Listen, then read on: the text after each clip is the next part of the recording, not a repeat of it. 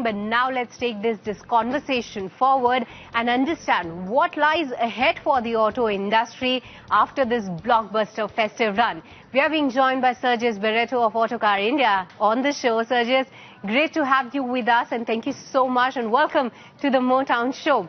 So Sergis, interesting times for the automotive industry, and post the GST we have seen great excitement across the board. But since you have been tracking the automotive industry for so many long years, what are the key trends that you are observing this time after the GST cut that has been announced? Any buying behavior trends that you are catching up beyond the headline numbers that we're just reading through?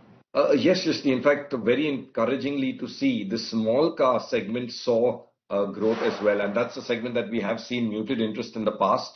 Everyone's been gravitating towards SUVs, of course, and larger cars. But it was encouraging to see. In fact, you can see that in the numbers also. Maruti gained market share.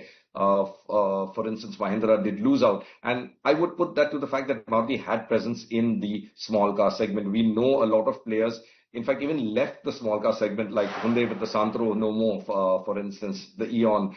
But Maruti still has a significant portfolio there. You've got the Alto, you've got the Celerio, you have the WagonR, you've got the even larger ones like the Swift and the Baleno. So they have a portfolio, and that really picked up and I would put that down to the fact that the value proposition is now coming back with the cut in the taxes. And of course, manufacturers pumped in their festive discounts. If you look at it, a lot of people keep saying that the market is no longer there. I don't believe that. I believe the market is there. It was the value proposition that wasn't there. The high taxation, then we also had a stringent emission norms that came in and safety norms. Now that has put a huge cost loading on the small car. Things like 6 airbags come at a price. So, a strong, rigid safety cage, things like that. Welcome technology, but it comes at a price. And then, of course, the high taxes. So with this cut in GST, I think the value proposition has come back to the small car segment. And that has really shown because you have buyers still looking at the small car. And we've seen that this festive season. So apart from the headline numbers, yeah, it was encouraging to see that there is significant interest in the small car. All right, that's interesting to note. But Sergis, now November and December, these are one of those crucial months for the automotive industry, because this is the time wherein so many companies do plan their new launches, and in the month of December, companies come out with special discounts in order to push their inventories.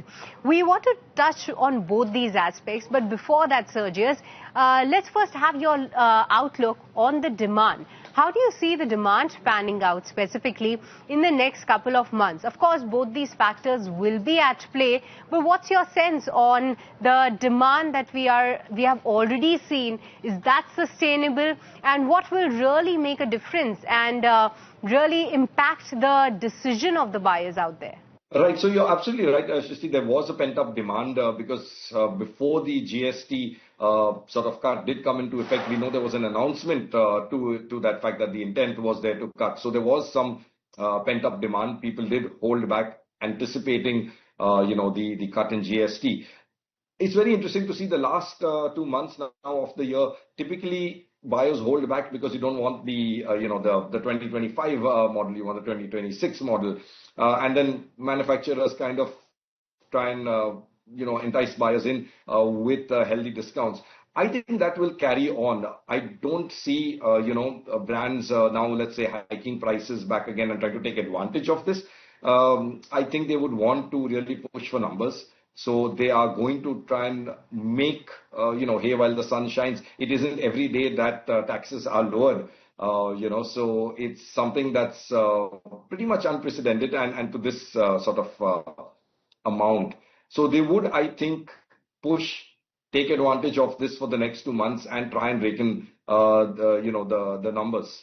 All right, that's interesting to note. But Sergis, let's touch upon the new launches that are planned, because November month is going to be a very interesting and exciting month for the automotive industry. We'll be seeing so many new launches across the segments, but which, according to you, could really stand out and create excitement in the market? Right, so I'm looking forward to a lot of new launches, but I think, let's say my top 3 or top 4 would be the Tata Sierra. It is a model that that kind of, you can say, ushered the entry of Tata Motors, that and the Tata Estate into passenger cars. And they're reviving that brand. And this isn't just a model sort of moniker that they're bringing back, like we had with, let's say, the Safari to an extent, or even say something like a Baleno or a Zen, where Maruti revived the old model names, but on cars that was significantly different. In the Sierra's case, it does have much of the original Sierra's ethos and styling, that character. So that's interesting to see. From what we know, the car does look really interesting, and it is shaping up to be quite the product. So I'm looking forward to the Sierra. That for me is maybe heading the list. But there's also the Duster, which Renault are bringing back. Now that is another model that did very well for the brand. In fact, built that brand in India. And we know it's no more available, but it's coming back. And it's coming back on an all-new platform, significantly different from what it was. But again, very much the original ethos, rugged SUV. So that's another one that I'm looking forward to. And then you have other, exciting launches too from Hyundai, for example. Next year, we're going to see them come in with a Fronx competitor. So like a crossover. They're going to have significant facelifts on the Verna. And I'm looking forward to that because the sedan segment has, been very unexciting for the past 2-3 years. And the Verna was a model that did well, but unfortunately, the current one isn't doing that well. I would put that down a lot to actually the styling that didn't really go down well with the Indian sort of market. They are addressing that from what we know with the facelift. So that's another model I'm looking forward to. And then, of course, on the electric front, you've got Maruti, of course, the market leader. They are missing in the electric segment. Well, they're now entering it with the e-Vitara, and then you've got Honda with the Elevate-based, EVs. So there is a lot to look forward to. I think these would be my top 4 or 5 that I'm looking forward to personally. All right, let's talk about the kind of preferences that we are getting to see in the industry right now. Now, SUVs continue to dominate the market, right? But do you see any pickup in the small or the entry car level? Because we have already seen such great numbers from this segment. Of course, the GST cuts were higher in this particular segment. But the question is, do you see this demand surge sustaining? And what will make a difference to the customer preferences on ground right now? No, I think, Shrishti, SUVs will continue to dominate the market. It's a body style that is now, I would say, well entrenched in our market. You must remember that, nobody aspires to own a hatchback. The Indian market, we all bought hatchbacks because it was the most affordable that we could.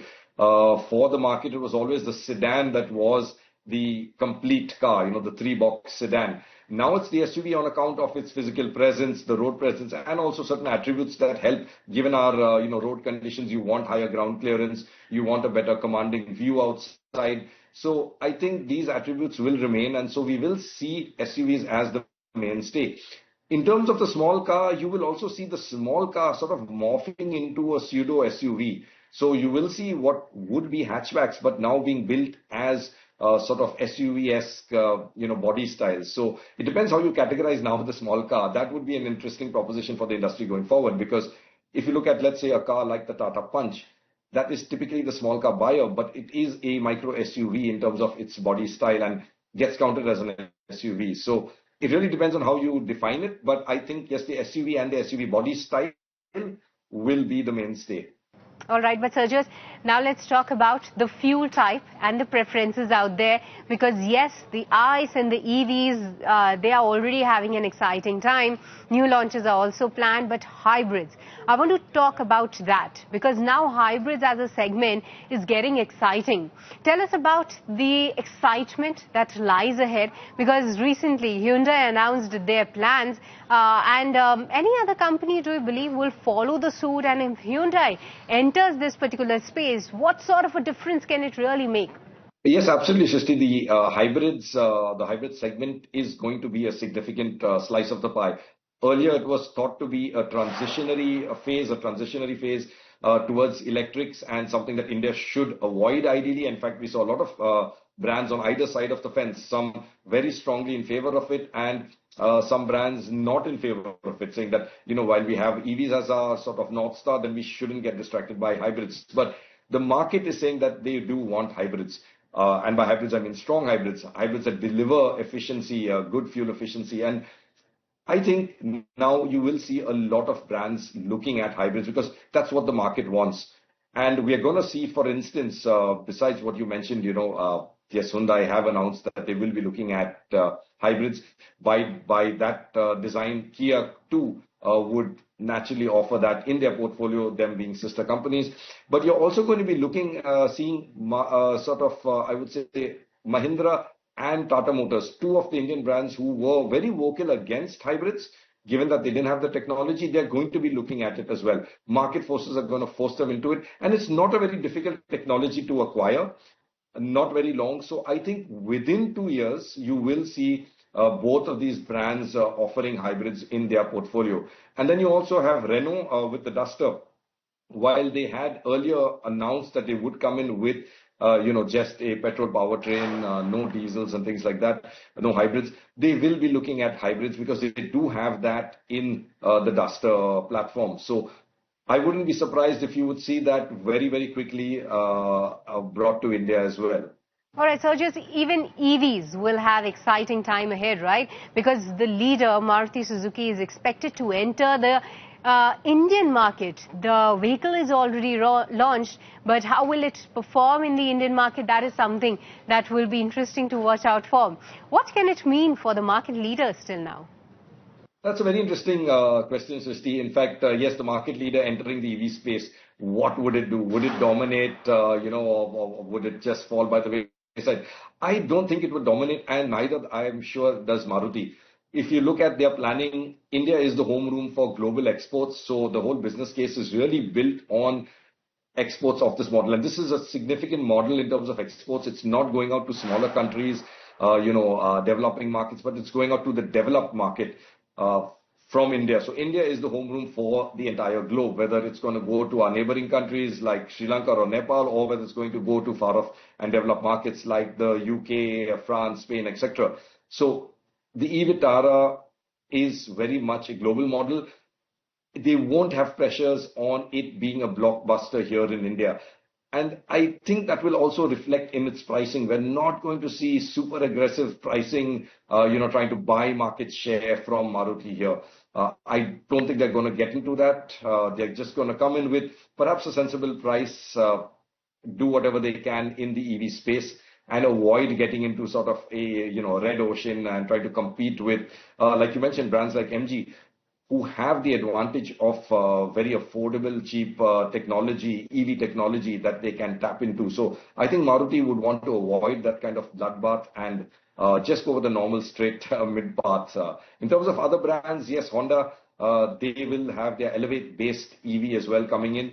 Again, Honda have never really been super aggressive on their pricing, and we've seen that with, for example, hybrids. They actually do have a very good hybrid in the Honda City, but not attractively priced at all.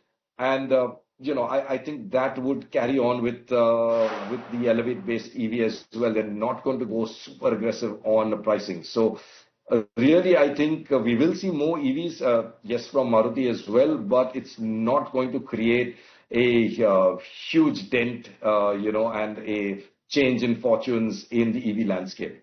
All right, Sergis, with this, we let you go on that. That was a very insightful conversation that we had. Thank you so much for taking the time out and speaking with us. And as we wrap, it's clear that the demand momentum remains strong. The new launches are adding excitement, and the GST cut has been nothing short of a real game changer for the manufacturers as well as customers as well. So the next couple of months are going to be really interesting for the Indian automotive industry. And to know all of that, how will 2026 will pan out for the India's automotive industry, you keep watching the Motown Show only on ET Now.